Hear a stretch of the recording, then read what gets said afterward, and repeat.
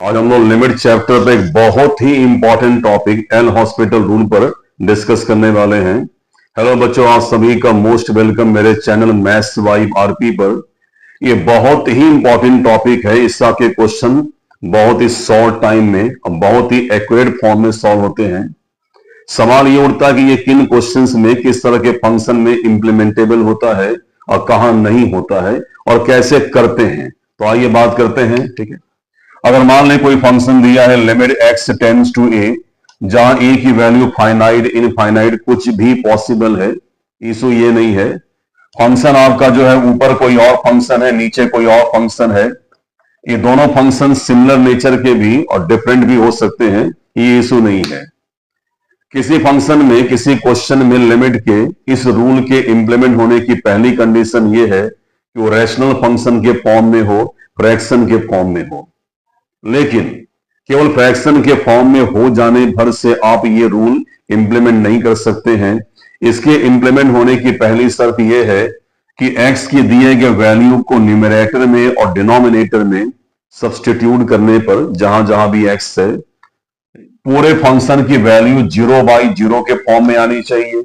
अगर नहीं आ रही है तो फंक्शन की वैल्यू ∞/∞ के फॉर्म में तो आनी ही चाहिए।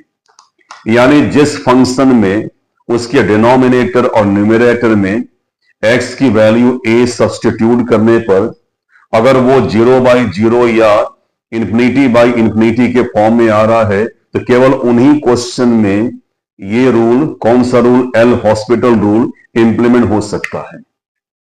अगर आप ये चेक नहीं करेंगे और मान लीजिए अप्लाई होने के लायक न हो तो अप्लाई करने पर आपको आंसर रॉन्ग मिलेगा, आपकी लिमिटिंग वैल्यू गलत आएगी।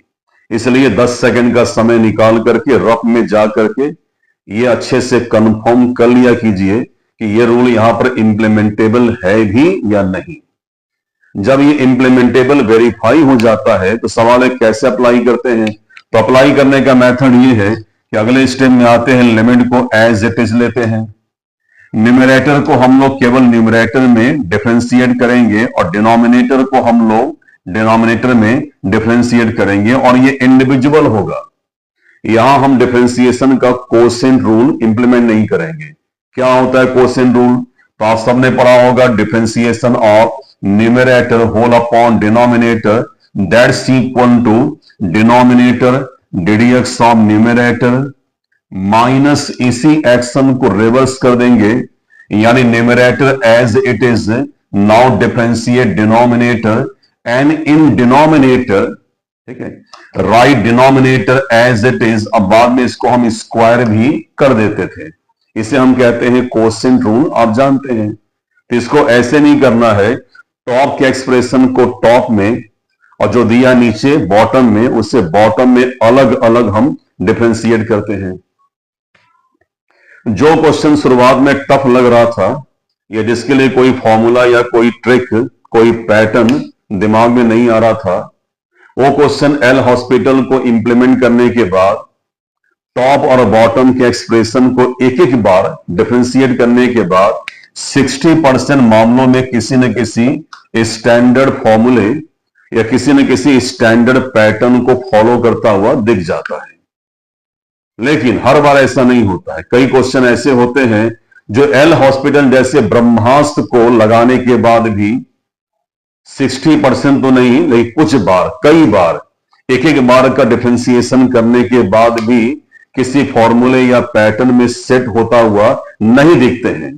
तो कोई बात नहीं है, एक बार डिफरेंशिएट करने के बाद अगर क्वेश्चन किसी फॉर्मूले में नहीं आ रहा है तो हम उसे एक बार और डिफरेंशिएट कर लेंगे। एक बार और डिफरेंशिएट करने के बाद, जहां तक मेरा एक्सपीरियंस है, 90 to 95% क्वेश्चन किसी न किसी रिकॉग्नाइज फॉर्मूला या स्टैंडर्ड पैटर्न में अपने आप को एडजस्ट करवा ही देता है। और जो क्वेश्चन बेसिक मेथड से बहुत टफ लग रहा था, वो क्वेश्चन इस मेथड के इंप्लीमेंटेशन से बहुत ही इजी फॉर्म में, बहुत ही सिंपल फॉर्म में सॉल्व हो जाता है। तो आइए हम एक क्वेश्चन देखते हैं, आज हम सम लगाते हैं। ठीक है, देखते हैं। तो आइए आगे बढ़ते हैं। एक क्वेश्चन हम लेते हैं, limit x tends to π/4, x tends to π/4, π/4 sin x minus cos x whole upon x minus pi by 4।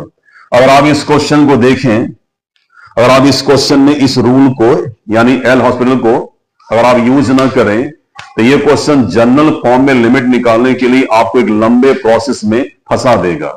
आप इसका लेफ्ट हैंड लिमिट निकालेंगे, बाद में इसका राइट हैंड लिमिट निकालेंगे, दोनों इक्वल है कि नहीं है चेक करेंगे, और जो इनकी वैल्यू आएगी इक्वल होते हुए that's the limit of this function. और काफी लंबा मेथड है, ठीक है। क्या ये क्वेश्चन एल हॉस्पिटल के दायरे में आता है? तो आइए चेक कर लेते हैं। हम x equals to pi by 4 इसके डिनोमिनेटर में और न्यूमरेटर में सब्स्टिट्यूट करते हैं।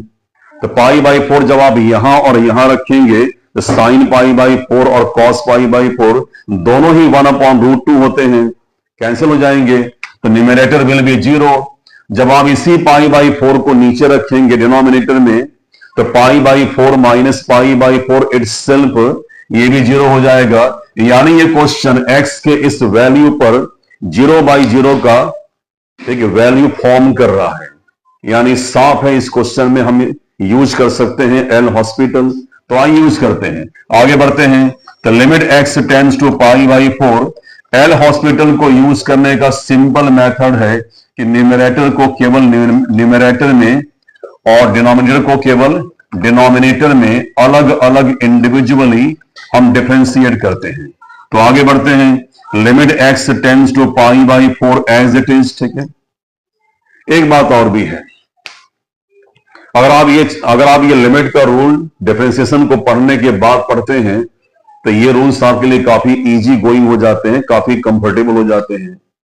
अगर मान लें सीक्वेंस न मैच कर रहा हो, लिमिट अक्सर पहले होता है, तो आप क्या करें कि उस फॉर्मूले को लिख लें पेज पर और उन फॉर्मूलों को सामने रख करके, बहुत ही बेसिक फॉर्मूले यहां यूज होते हैं डिफरेंशिएशन के, तो डिफरेंशिएशन के फॉर्मूलों को सामने रख करके तब इस रूल को अप्लाई करें तो आपसे गलती बिल्कुल नहीं होगी और आपको बहुत ही इजी गोइंग स्मूथ लगेगा। आप जानते हैं कि ddx ऑफ sin x की वैल्यू cos x होती है, उसके बाद ddx ऑफ cos x की वैल्यू माइनस sin x होगी, नेगेटिव साइन पहले से यहां है तो इसे प्लस कर देगा। हम सभी जानते हैं कि ddx ऑफ x की वैल्यू 1 होगी और किसी भी कांस्टेंट की वैल्यू 0 हो जाती है। After differentiation ddx of any constant 0 हो जाएगा, ठीक है। एक बार डिफरेंशिएट करने के बाद जरा सा आप ये चेक करिए कि क्या इसके x के वैल्यू को इसके डिनोमिनेटर में सब्स्टिट्यूट करने पर क्या वो 0 हो रहा है। हम ये जानते हैं कि लिमिट कभी भी इनडिटरमाइन या अनडिफाइंड नहीं होनी चाहिए, और इस समय ये फ्रैक्शन फॉर्म में है और कोई फ्रैक्शन न्यूमेरिकली तभी नॉन एग्जिस्टेंस या अनडिफाइंड होगा जब उसके बॉटम में दिया हुआ वैल्यू 0 हो जाएगा। क्योंकि x इसके बॉटम में है भी नहीं और इसका बॉटम पहले से 1 बन चुका है तो 0 होगा ही नहीं, ठीक है।